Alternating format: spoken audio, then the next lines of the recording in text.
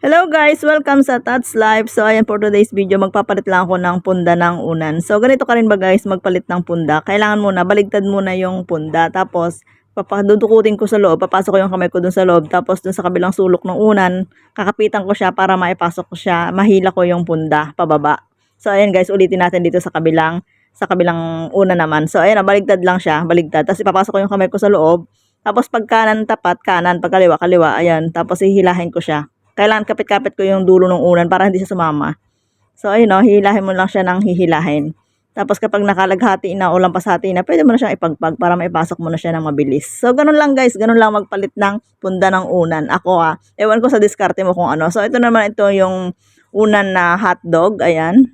So, maganda, bago pa kasi ito. Tapos, ito yung hotdog niya. Babaligtad din yon. Tapos, papasok ko yung aking kamay dun sa sulok, sa dulo.